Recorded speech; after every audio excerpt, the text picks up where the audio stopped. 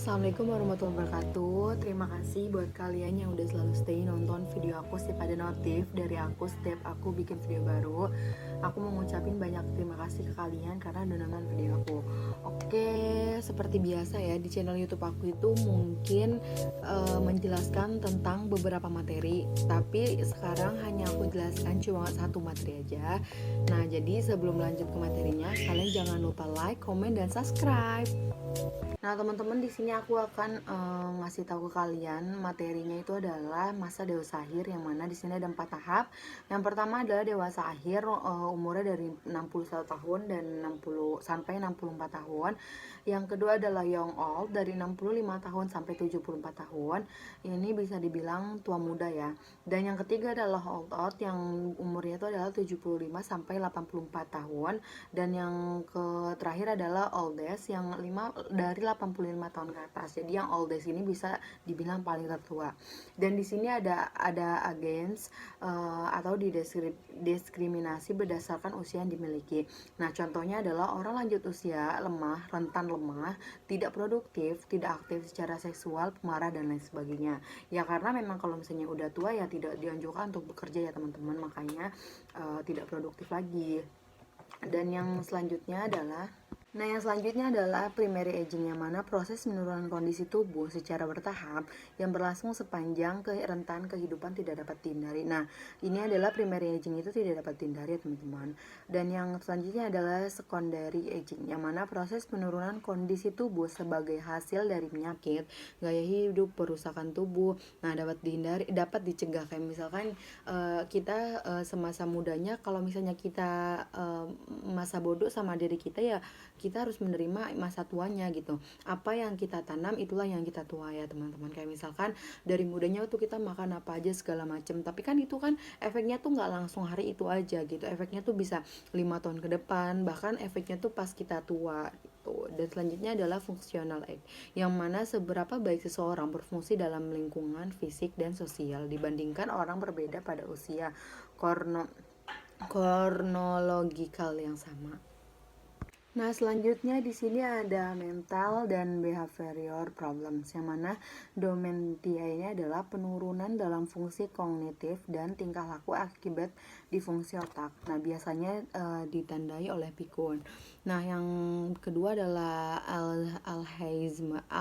Alzheimer, yang mana gangguan pada otak yang progresif ditandai oleh penurunan yang irreversibel dalam memori, inteligensi, kesadaran, kontrol terhadap fungsi tubuh. Tidak dapat sembuh tapi berujung pada kematian. Nah, di sini adalah mental dan behavioral problem selanjutnya. Parkinson, yang mana gangguan neurologis yang irreversibel serta cepat, ditandai dengan tremor, terus gerakan tubuh lambat, kaku, serta posisi tidak stabil. Nah, yang selanjutnya adalah depresi. Lansia banyak yang merasa depresi sebagai hasil dari penurunan fisik dan emosional. Nah, di sini ada lifelong learning ya, yang mana lifelong learning ini adalah dapat menjaga orang lanjut usia agar mentally alert. Nah, yang selanjutnya adalah program edukasi bagi orang adult semakin berkembang, fokus pada praktikal sosial atau pendidikan yang lebih lurus. Nah, yang selanjutnya adalah older adult, belajar dengan lebih baik jika materi dan metode disesuaikan dengan kebutuhan kelompok usia ini. Nah, di sini adalah coping terhadap stres. Yang pertama adalah problem fokus, yang menyelesaikan masalah biasanya dilakukan secara umum ya.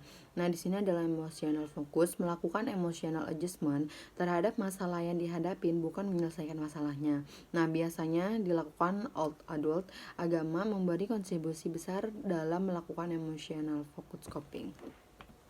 Nah, di sini adalah lifestyle. Nah, yang pertama adalah family focus, 100% waktu untuk keluarga. Jadi ini fokusnya untuk keluarga aja ya, teman-teman ya. Terus di sini ada balance investment, ini yaitu seimbang keluarga, bekerja, waktu untuk diri sendiri. Nah, yang terakhir adalah serious leisure. Yang pertama 100% untuk diri sendiri, terus bersenang-senang. Jadi ya udah mikirin dirinya sendiri aja gitu. Nah, di sini ada personal relationship. Nah, yang pertama adalah relasi sosial sangat penting. Hubungan persahabatan dan kedekatan dengan saudara kandung meningkat. Nah, di sini ada menurunnya kontak sosial tidak menjadi masalah selama terdapat support sosial yang stabil dari konvoy sosialnya. Misalnya dari keluarga, sahabat, gitu. Nah, di sini ada quotes dari guru aku, jadikan ilmu sebagai sarana ibadah bagi dirimu. Oke. Nah, kebetulan guru aku namanya Bapak Sobar Darmaja dan beliau adalah yang mengajar mata pelajaran psikologi ini. Dan apa sih namanya, aku mau ngucapin terima kasih banyak kepada Bapak Sobar karena sudah mengajarkan materi psikologi ini. Nah, teman-teman, tadi quotes yang tadi itu adalah sebagai penutup kita, dan alhamdulillah aku sudah memberikan materi tentang dewasa akhir ini. Semoga apa yang aku berikan bermanfaat untuk kalian semua, dan mohon maaf ya, aku tuh pasti di akhir video selalu bilang mohon maaf apabila materi yang aku jelaskan atau aku sampaikan itu ada yang salah, karena memang aku pun masih tahap belajar ya teman-teman, dan ini adalah salah satu untuk nilai UAS aku, dan Pak Sobar ini menyuruh kelas aku untuk membuat video sebagaimana kita udah menguasai materi yang Pak Sobar berikan kepada kita. Oke, terima kasih buat kalian yang udah nonton dari awal sampai akhir. Aku mau ngucapin terima kasih banyak, dan buat kalian jangan lupa like, comment, dan subscribe.